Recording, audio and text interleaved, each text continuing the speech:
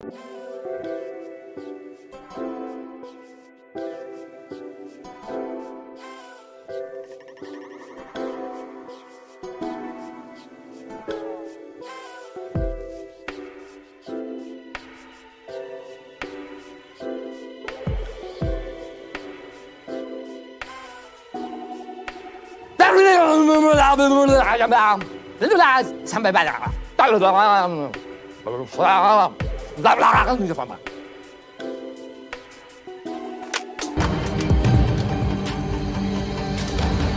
yo, the lies told that you never make it. Hopeless, so it seems. Eyes closed, hands is open wide to embrace your dreams. Sometimes you gotta take a loss just to get the win. Like lots of sin was popping in like oxygen when boxes win. Focus on the mental, never lose like a smooth instrumental. Better choose on the move in a pinto. Choose what I get to, never lose move on the move, but it's simple. Never give up and we winning it, maybe. We just keep winning, we conquering daily. Envision and pay me, it's never this way. We indigenous, maybe we winning this crazy. Your opportunity, your opportunity, your opportunity.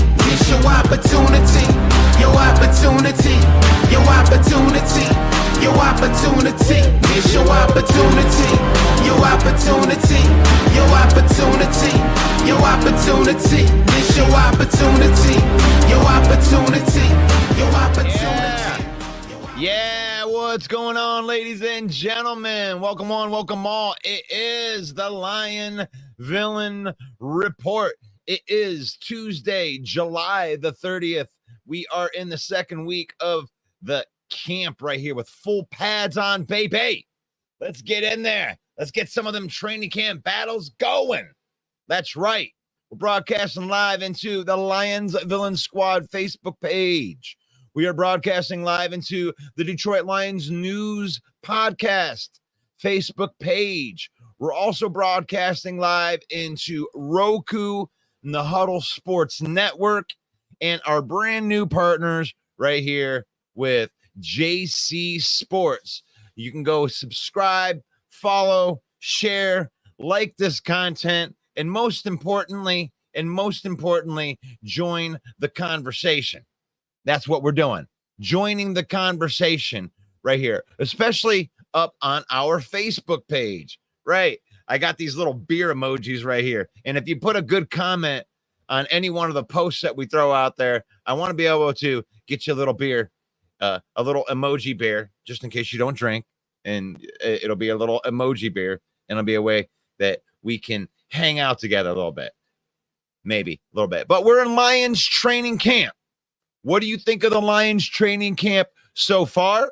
Good morning, Jason MC. I know that you're, Skull's up in the house. Man, I am sorry about your team right now. Lots of bad things have been happening, with Mekhi Blackman. And, oh, gosh, I'm really, really sorry. It sucks when your team goes through injuries and other things, man. And man, when it comes to the Minnesota Vikings, but Lions training camp, we're in full pads. We're in full pads that are out there. And we also have Taylor Decker signs a 3-year, $60 million deal, $31 million guaranteed. And we locked up the right and left side this offseason. And you got to keep your best players, guys. You got to keep your best players. And Taylor Decker has been one of the best players on the roster, even when the team was bad. So I love the move of re-signing Taylor Decker. Brad Holmes has been going through and taking care of business this offseason. You got to take care of your best players. Comes in here in 2021, and I mean, he could technically re-sign that entire draft class if you guys wanted to go that way. If you want to re-sign the entire draft class of that 2021 season, they could do it. And I think that Aleem McNeil is going to be next by what Brad Holmes was saying. You got Taylor Decker done, and you want to keep your own players. Lion fan is not used to this. Lion fan is not used to not having to go out and get all these guys from the outside. The Lions have $34 million in cap space. I'm as of before the Taylor Decker signing, and they don't have the new numbers up on here, and I don't understand why yet, but maybe they don't have all of the details of it yet. But I'm assuming that this cap number is going to come down. This cap number that's $19 million it's going to come down when we're looking at this cap number. And I want to be able to, and when they do this, I am going to come in here and we're going to see what this number is. The cap number was $19 million and the base salary was $12.9 million.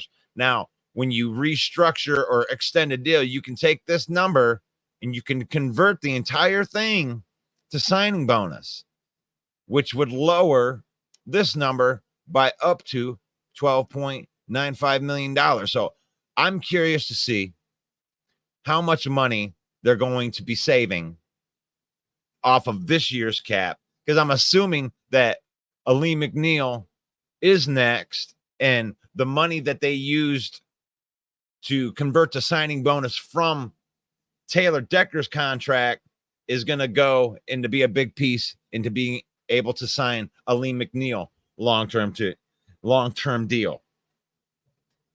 And they deserve that. There's what do you think of them? I mean, they're going to give Ali McNeil a pretty good contract. They give Taylor Decker what looks like $20 million a year, but with only half of it being guaranteed. I don't think that he's going to see that full $60 million off of this contract.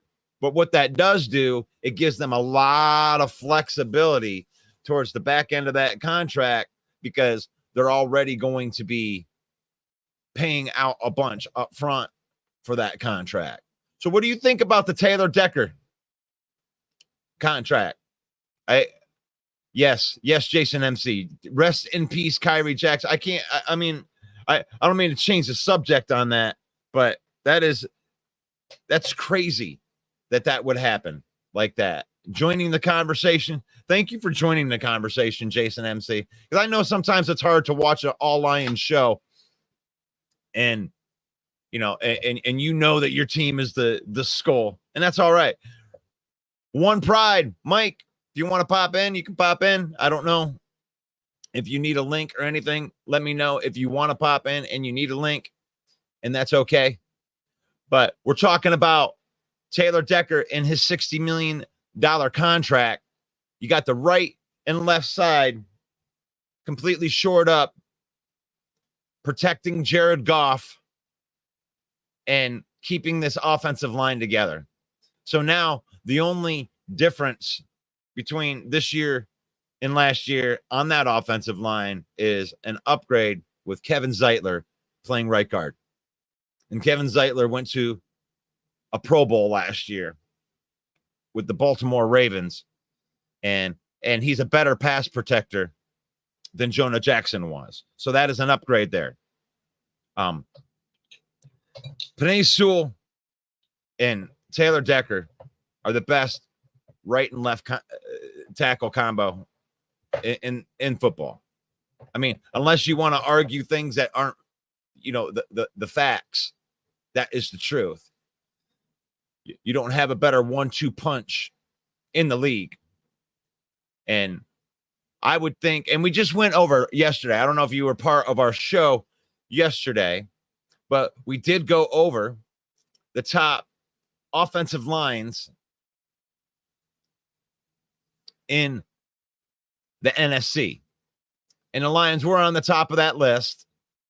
And I don't have any disagreements with that. I mean, when you look at a bunch of the lists, this is pretty much unanimous between the Philadelphia Eagles and the Detroit Lions, that they had the two best offensive lines in football.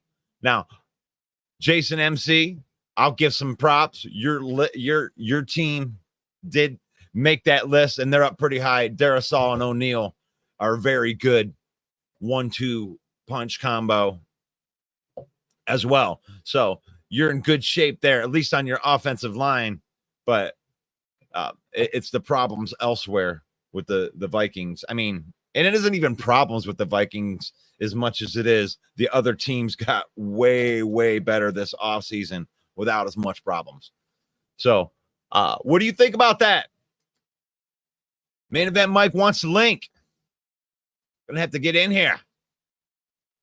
Give Main Event Mike a link because he wants to have a conversation. I think I enjoy coming onto this platform in the morning a little bit better than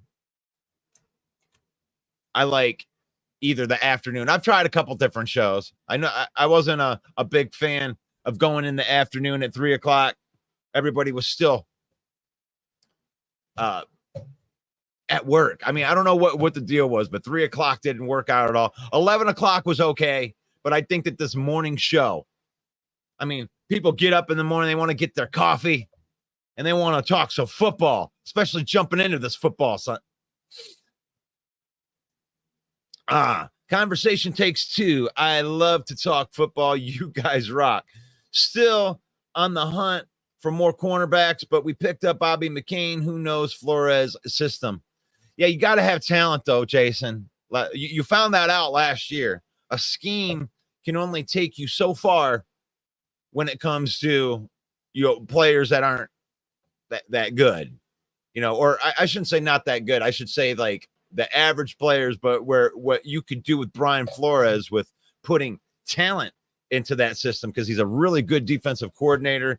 You just needed to get some talent to mix in there with some of those schematic things that he's doing. And you're going to see that with the Lions this year, because if anybody has got the short end of the stick when it comes to getting talent, it's the Lions defense. Because they started in 2021, they hit, left tackle. They kept they kept the band together with keeping Frank Ragnow and Taylor Decker. And it was the offensive side of the ball where they kept things. And they've been putting resources on that offensive side of the ball. They almost completed the offense first, and then they started backtracking and backfilling the defense, coming in with Hutchinson in the second year. And that's okay. And this year you saw them go and get the cornerbacks that they needed. They didn't have the resources to do that.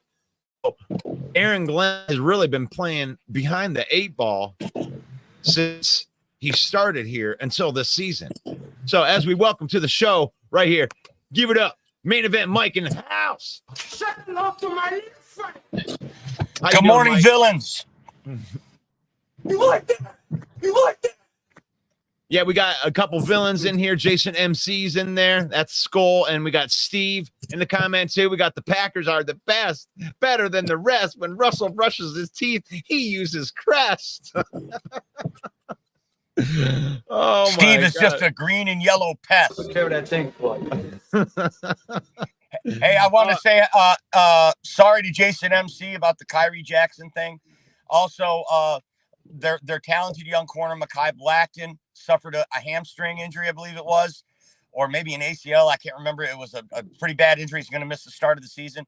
Also, they get yesterday, Shaq Griffin, cornerback, has to go in the tent and get treatment.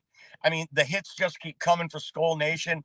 I mean, as Lions fans, of course, we don't like you, but we do respect you, and we feel bad that we want an even playing field. And really sad about what's happening to the Vikings secondary. We know they got some quarterback issues, but the rest of that team, they're looking pretty good. These injuries they're having in the secondary is really going to hamper their ability to be competitive in this division, though. When you look at Jordan Love and Jared Goff and Caleb Williams and some of these receivers that are in this division, it's going to be very hard for them to stop the passing attacks of these division opponents, let alone anyone else in the league. So our hearts go out to Skull Nation. Hopefully they can get that secondary together. Yeah, it sucks because as a Lion fan, you've been there a lot. You get all chest pumped out. You got some pretty good starters going on, and then next thing you know, you got an injury, and then you're just kind of sitting there going, "Oh, what do we do? What do we do?" Because there's not depth there. It was nice finally last year seeing some of the depth take place on the Lions team, where they did suffer some injuries, but they were able to win anyway. They were able to have the next man up, come up and do that. And I don't think that the Vikings have that. You know, like he says, they picked, like Jason says, they picked up McCain, but you know, you're picking up guys off the trash heap, right? You not the trash heap, but guys that are waiting on the outside. There's a bunch of good guys that are waiting on the outside that are going to get picked up, you know, before the season starts. And you don't want to be relying on those guys. And I understand. You don't, but you can hit. And you look at Dalton Risner on their offensive line, a guy they did the same thing, and they were able to hit. He's a frontline starter now at left guard for the Minnesota Vikings. So hopefully they can get lucky like that and pick up a corner. And also there's still some very good free agents out there in the corner market, including Stephon Gilmore.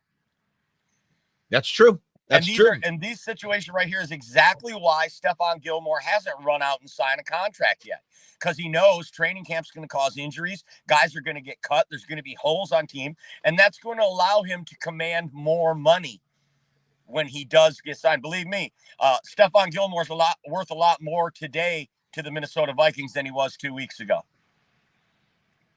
Like that. He says, thank you for commenting on the offensive line. Adam McIntyre disagrees with you. LOL. You know what? We are homers to our team, but we're not unrealistic to the other teams in what they do. You know, we were talking about that last night where, you know, Christian Darrisaw and Brian O'Neill are as good as any tackle duos in the league. But Penei Sewell is a different beast, dude. I mean, if you want to put Christian Darrisaw up there, he's just not as good. It's okay because Penei Sewell is a generational guy. If Penei Sewell wasn't in the NFL right now, Christian Darrisaw could probably make a case for being the best tackle in the NFL. But Sewell is generational. You ain't gonna find another guy like him. There isn't. Sewell is one of one. And then Decker, we looked yesterday, and actually he was better than he was. I mean, I came in touting him as a top 15 tackle, and he's not anywhere lower than top 10 by any metric. So, I mean, unless you just want to be like, unless you that, then he's the top 10 tackle in the league. And that's tackles. That's right and left tackles together. We got two of them. We got two top 10 tackles on this team. And the Minnesota Vikings, I do believe that you guys have two top 15 tackles, which is still really, really good. Oh, good stuff. Good stuff. Let's see what else we got in here. Thomas says, good morning. Adam says, Penei is a beast. Fred Peterson. Good morning. It's a great day to be a Lion. One pride. I'm excited to see second-year guys go crazy. And Fred says, I'm late. This new schedule is going to take a few days to get used to. Now, Fred, is that because it's hard to wake up in the morning? Because that's hard for me to wake up in the morning too. I definitely had to make the adjustment myself. But there's worse things in the world. I would rather you be late to it than not be able to make it at all. So I appreciate you, Fred. Jason MC says Sewell is definitely one of one. And wow, you never thought you would never think like, wow, he fell all the way to 7. Like you wouldn't think that is like that, but Sewell fell to 7. There were some teams that should have taken Sewell, like the Cincinnati Bengals. There are some teams that should have taken Sewell when you look at the current constructs of their team. Nice having two awesome wide receivers like T. Higgins and Jamar Chase, isn't it? And now you got to pay them both. Now you got a problem, and now you have nobody to protect Joe Burrow. So good luck with that.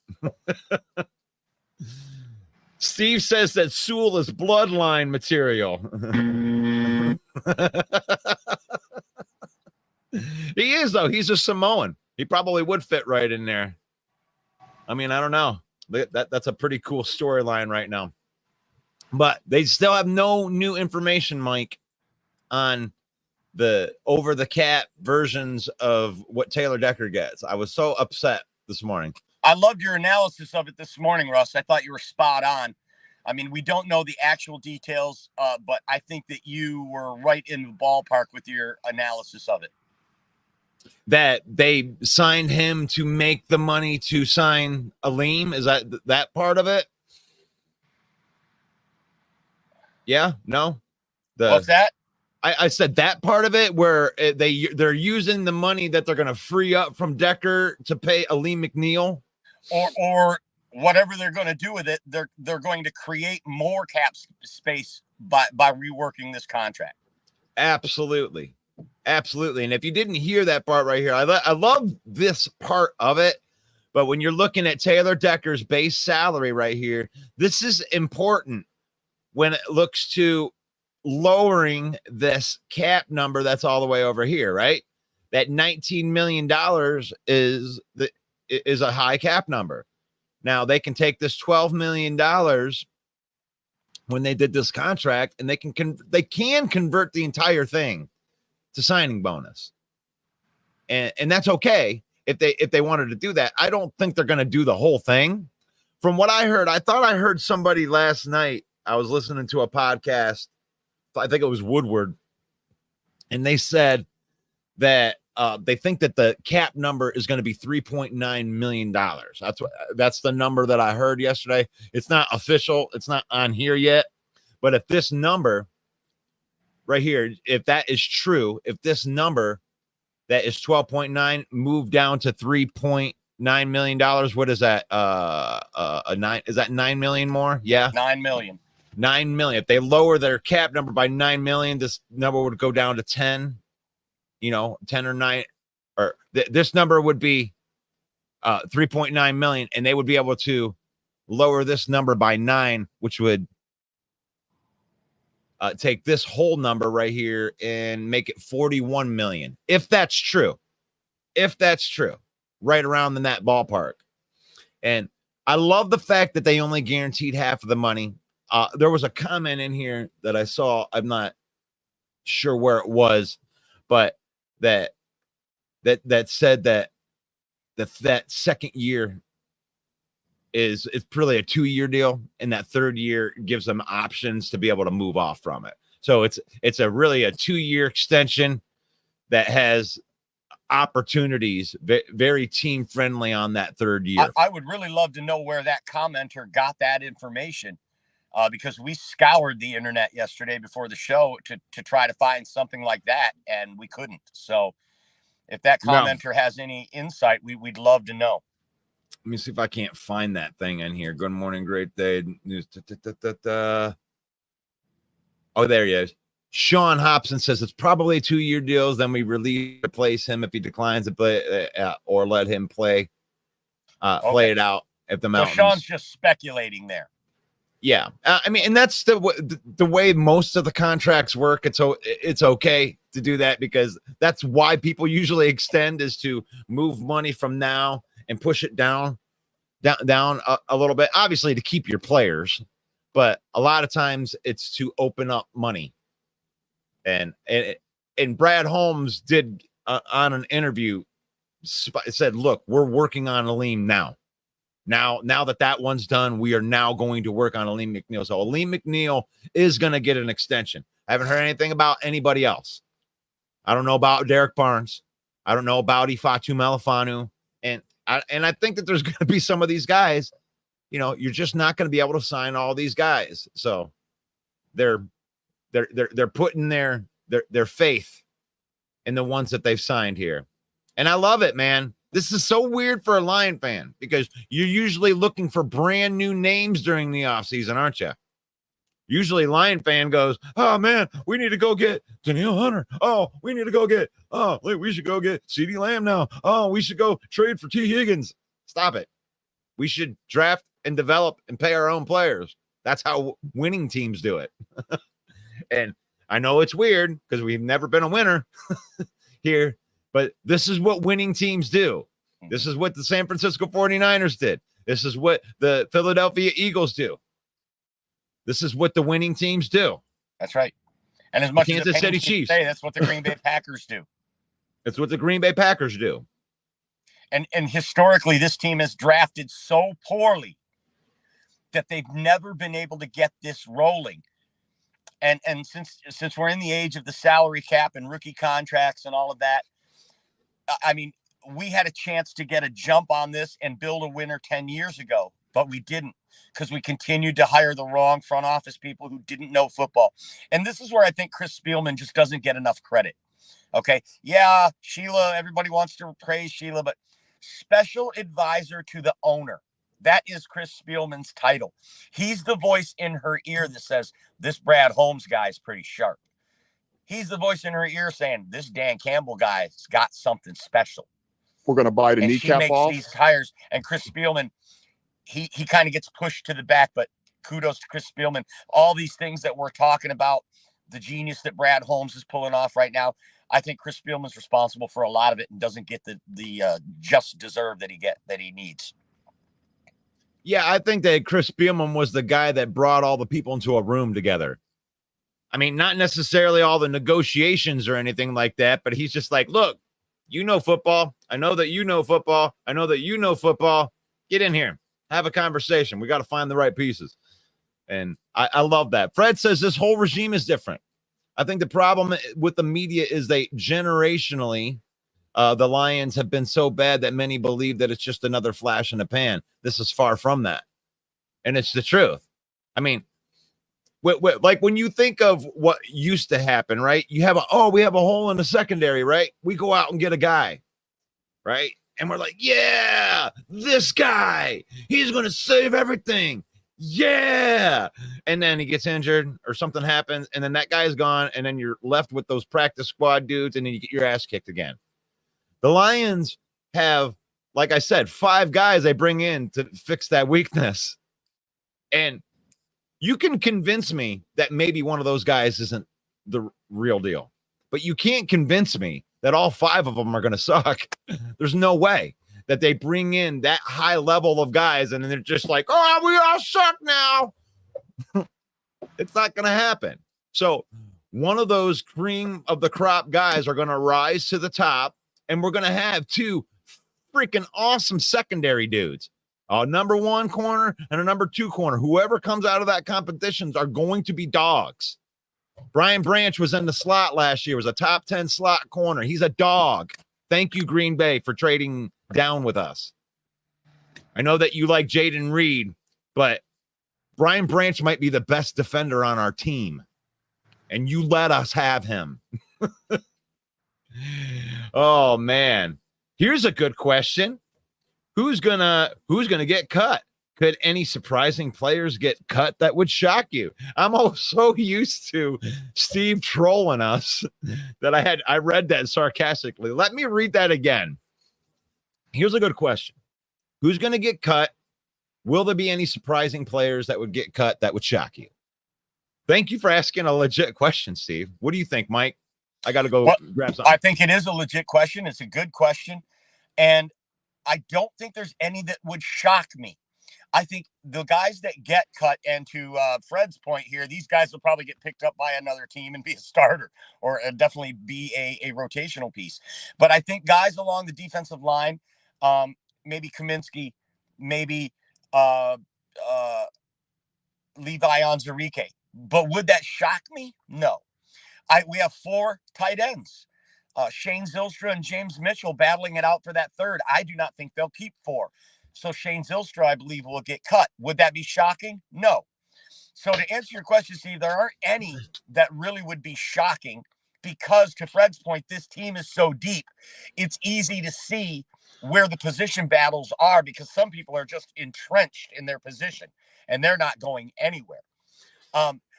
One that I do believe might shock some people is quarterback Nate Sudfeld, I believe, will be cut. And I believe they will bring in a veteran backup quarterback. Hendon Hooker looks great in OTAs right now. He's had a couple of slips here and there, but I just don't think with the caliber of this team and with that Super Bowl window being open, they're not going to trust the backup quarterback duties to a guy who's never taken a snap and Nate Sudfeld. So that might be a little shocking to lose Sudfeld, but I really don't see any other big surprises other than the ones I mentioned. Maybe Levi Onwuzurike, because he was a third-round draft pick by Brad Holmes, who's never really flourished. So if he doesn't get it, pick it up this year in training camp, he could be gone. But really nobody else on that line or on this team that I can see, wow, what a surprise, he got cut. No, they're all entrenched in their positions, I believe. There'll be some position battles and battles to see who's going to be on the practice squad, like Tom Kennedy. But that's not shocking. None of those are going to be big surprises. You know, if Donovan Peoples-Jones were to get cut or sent to the practice squad, that would be surprising. And with the wide receiver battles that we have right now, and some of these young guys really showing out, even Mo Alexander, who's been a staple on our practice squad for 3 years, is showing out in training camp. Antoine Green, a guy named Doris Fountain, whose name is floating around there a lot because he's showing out. One of these guys could bump Donovan Peoples-Jones off the team. That would be a shock to me. Yeah, you hit the one that I was going to say right there at the end right there. I think it's going to be Donovan Peoples-Jones, because all I hear from this camp so far is Doris Fountain and what he's doing. They're saying that Doris Fountain might even push Antoine Green off of the roster, which would be crazy to me because that's a pretty deep room if they're doing that. And you mentioned Levi Onwuzurike. That's a guy that I think is going to make the team, because he's got nothing but like real attaboy praise from there. And this isn't just, oh, well, we feel really good about what Aleem looks like the real deal. He put on 15 pounds of muscle, and his back held that surgery really, really well. And he was a second-round pick, and he's never been healthy. So this may be going into his fourth year, may actually be his first real year that he could go in there. Another surprise cut to me, I don't know if you had mentioned it, but I think John Kaminsky might be on the way out, because, I mean, we got some dogs coming up. That Mekhi Wingo looks real, and if Levi's going to step up and be like that, I mean, Kaminsky could be the odd man out in that situation, because they have a lot of those guys. So I hope that answers the question in there. Bill the Packer fan's in here. Wow, haven't got to put a Bill the Packer fan comment up there. What's your thoughts on the Jordan Love new extension? I think that you have to pay your guys. Like, I'm not one of those people that's going to sit up here, Bill. I mean, I know what you want me to go is, they paid him too much money, Bill. Look at that. No, I'm not going to say that. It's because this dude had a great end of the season last year, was playing as one of the top quarterbacks in the league. And even if he wasn't all of that, you got a starting level quarterback, and it's his turn to get paid. You don't mess around with that stuff and be like, hey, Jordan, I know that you want $55 million. What are you doing for us? We're doing for 45 because we're not quite sure. That doesn't happen. Yeah. Agents don't give a shit about that kind of thing. Great to see Bill the Packer fan in here. Don't forget, you can find us on the Huddle Sports Network on Roku TV, along with Bill the Packer fan and his show, the Frozen Tundra Network, as well.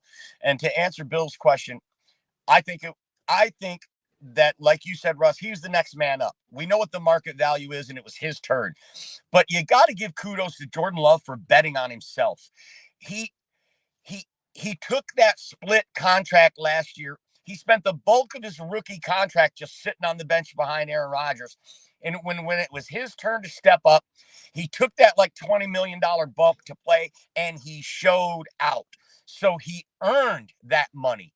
He earned the bag that he got. And these knuckleheads on the internet that are saying, oh, he only had 8 or 9 good games. Well, look what he did in those games, and look how he performed. Don't even look at the fact that he lost to the Giants. He's a first-year starter. He had a better first year than Aaron Rodgers did. He had a better first year than Tom Brady or Peyton Manning did. The potential, the youth, the mobility, the arm angles he can throw from, his command of the offense, his rapport with Matt LaFleur, you add all these things up, He deserved that money that he got. And by the way, in another few years, in about 3 or 4 years, he'll be like the 12th highest paid quarterback. So I think the Packers did the right thing by getting it done now. Jordan Love could have rejected that contract last year, showed out like he did, and he'd be commanding even more right now from another team. So I think Guten something, he played his cards right, and he signed this kid right now before everything starts to escalate and the market value starts to rise. Kudos to Jordan Love and the Packers for getting that deal done. He's going to be a problem in this division for the next 10 years. Yeah, one more comment on that, too, is like, you want to know, Bill, how much respect that the Lions have for Jordan Love is you guys are signing Jordan Love. The Lions went out and signed and drafted 5 defensive backs. Does that tell you anything? It's like, we already got the horses up front that can get pressure, but Jordan Love was able to escape pressure, and a lot of the mobile quarterbacks were able to escape pressure, and they were able to make plays after the play broke down, and they were able to do that because we had defensive backs that couldn't cover. So the respect, look at that respect. Look at that respect. We know that we got to play Jordan Love twice, so we went out and signed 5 defensive backs that are all better than the defensive backs that we had last year, the best one. So that's a show of respect right there for the Green Bay Packers, and it's going to be a dogfight this year.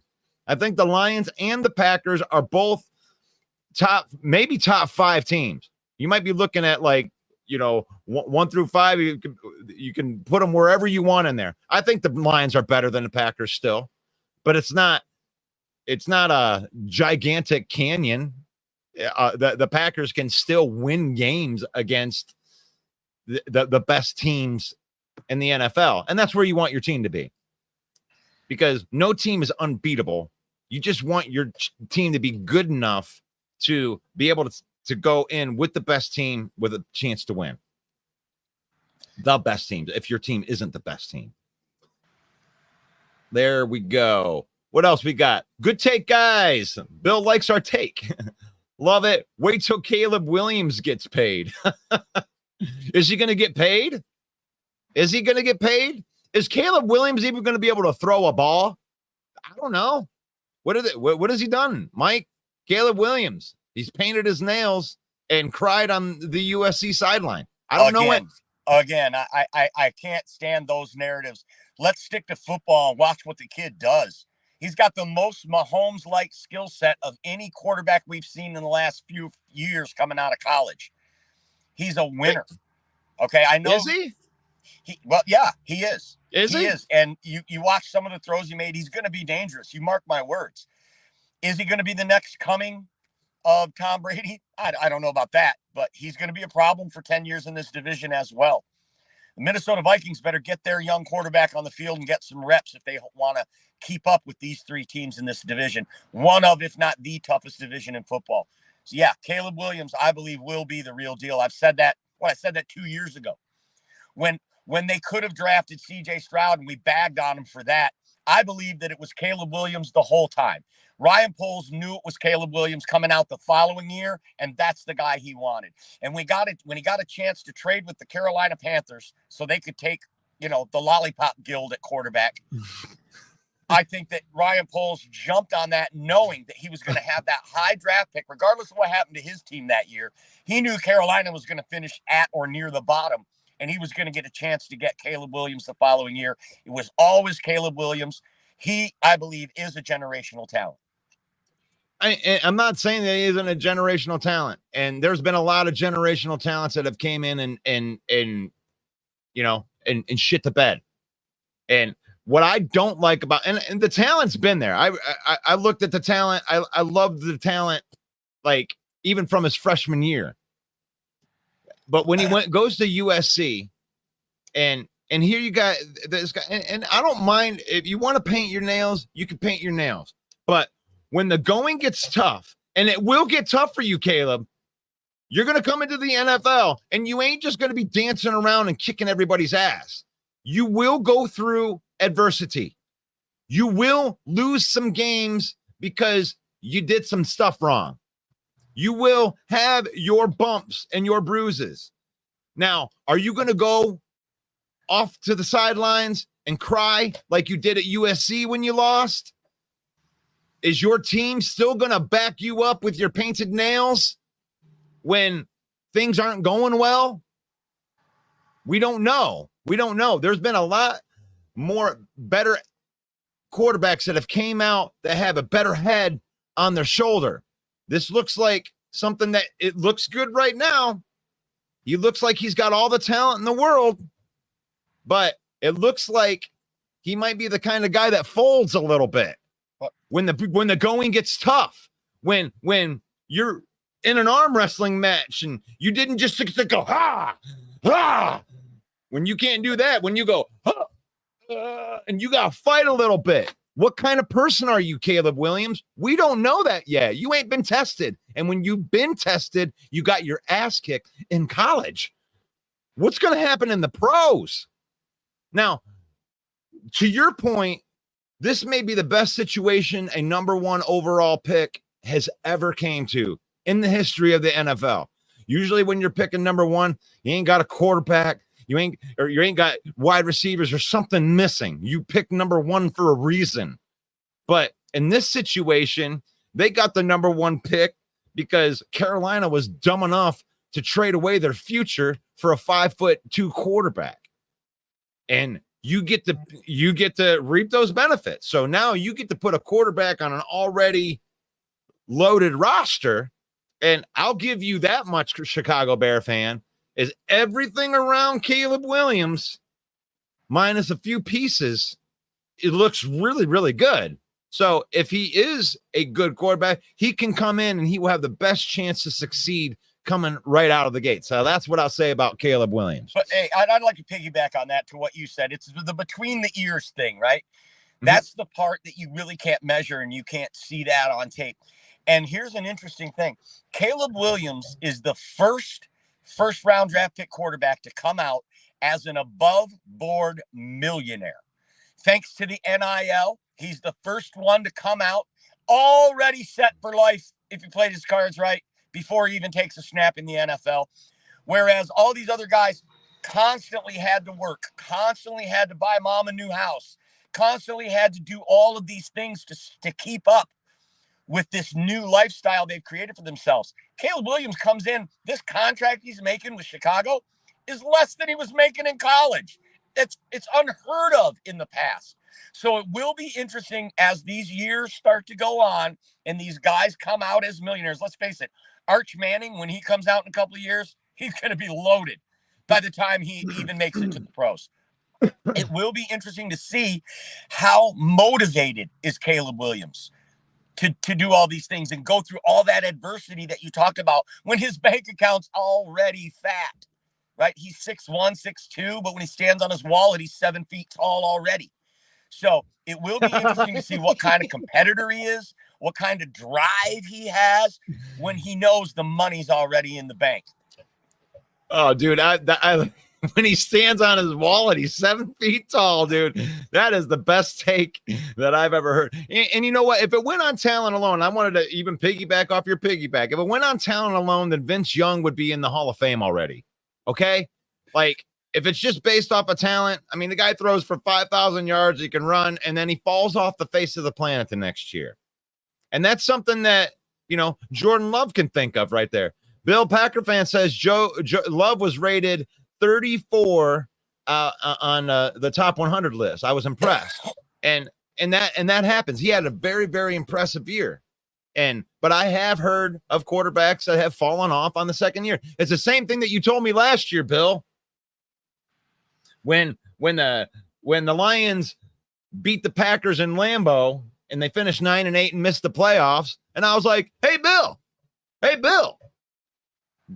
Jared Goff finished 8-2 down the stretch. And what'd you tell me? Bill? Yeah, you got to pump the brakes there, Russ. You pump the brakes there a little bit. You got to do it a little bit more. Can't just do it for 8 games, okay? Pump the brakes. Pump the brakes for our right viewers there. who don't know, that is a spot-on Bill the Packer fan impression. And then we can just watch Caleb Williams failed.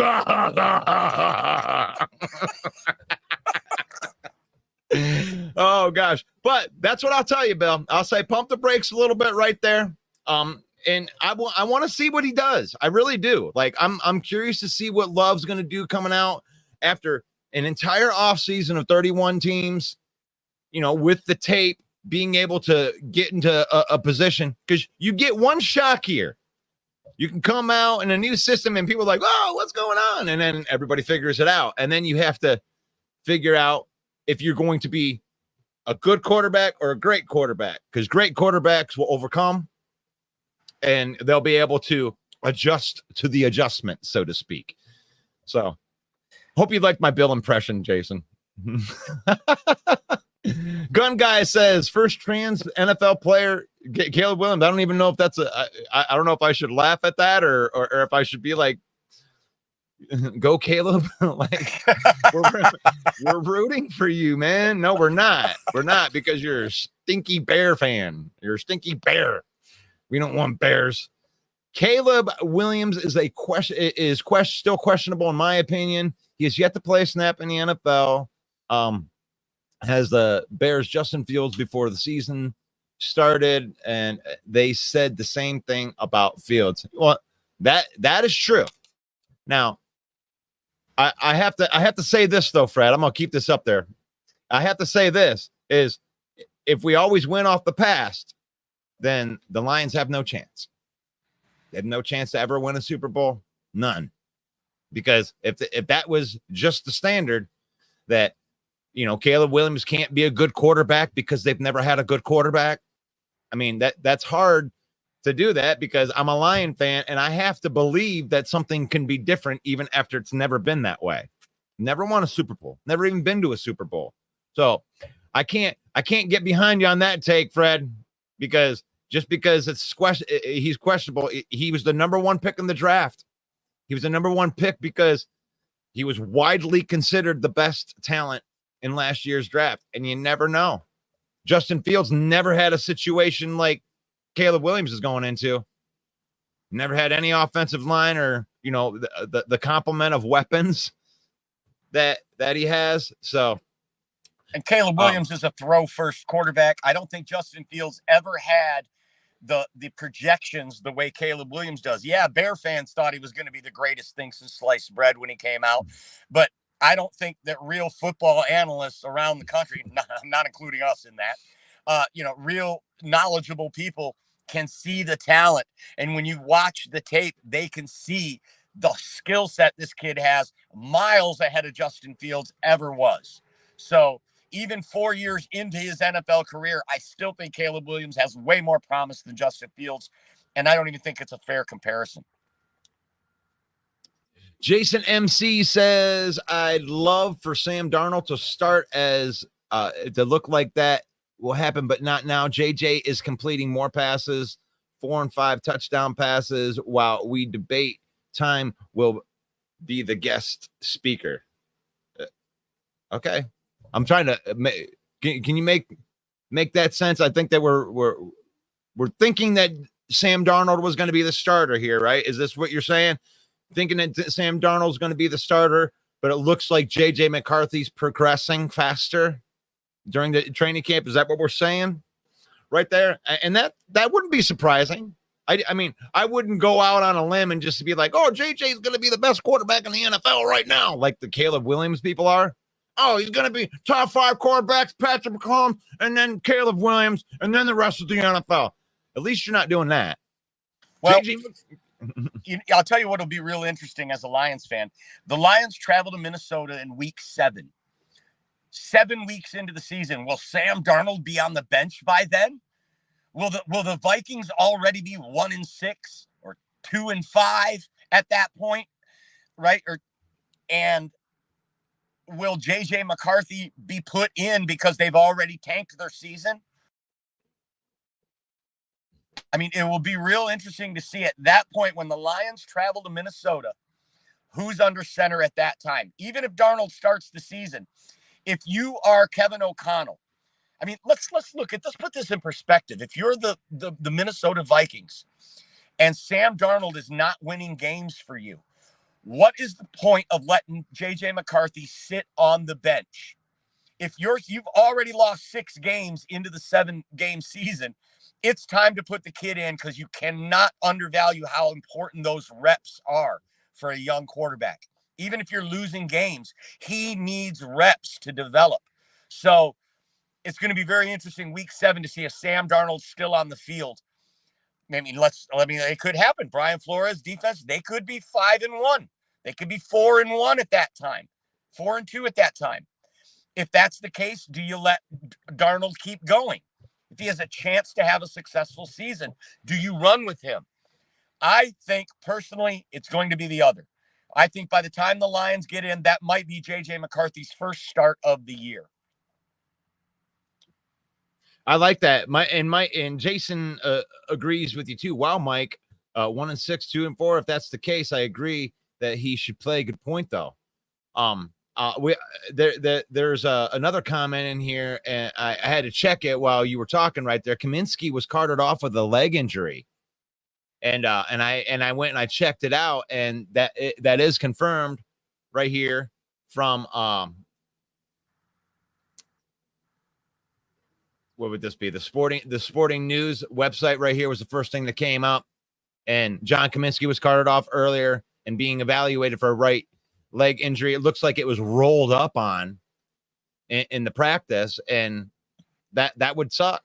That would suck. Kaminsky has been one of those guys that has been one of those workhorse, those blue collar guys that you can count on to, be relentless going after the passer and everything like that. He's been good. He actually got an extension with us.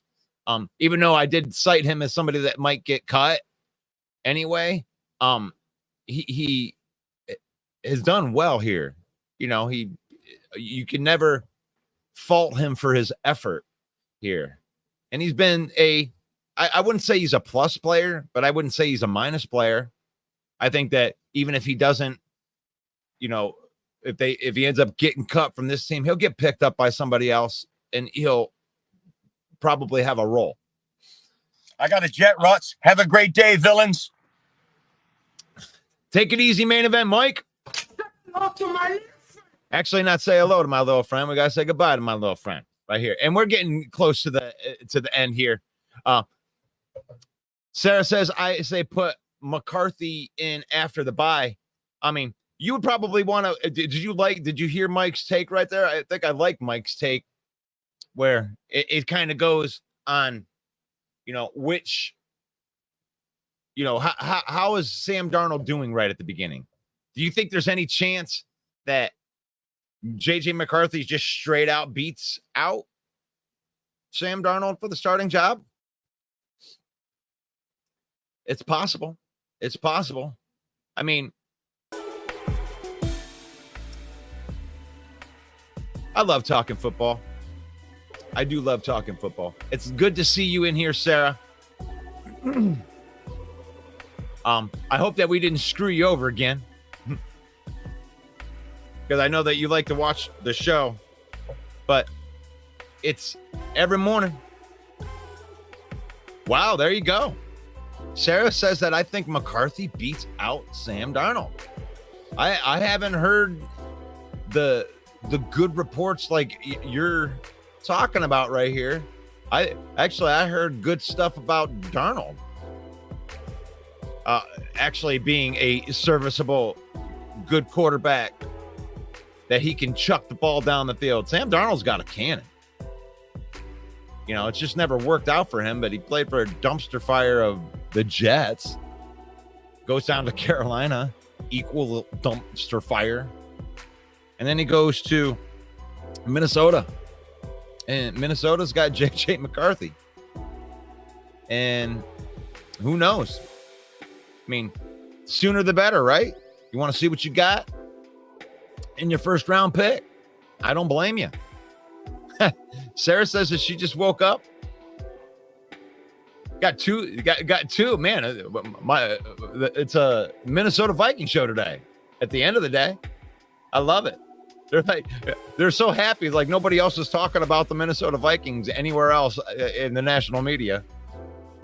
And they're like, oh, wow, here's another guy who's actually talking about the Vikings. Wow. It's all good.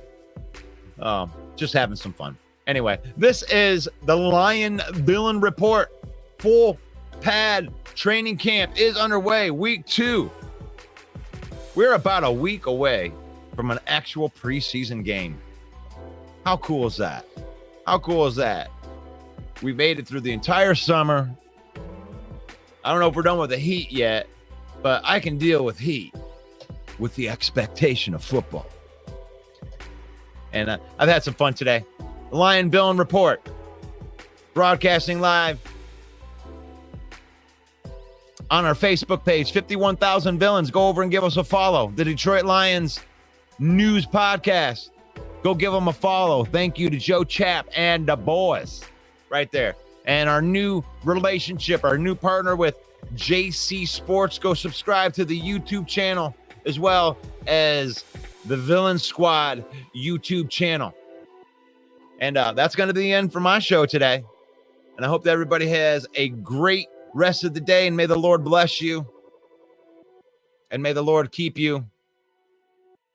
May the Lord shine his face upon you until we meet again tomorrow in the morning for the Lion Villain Report. God bless. Peace out. Embrace your dreams. Sometimes you gotta take a loss just to get the win. Like Lies of Sin was popping in like.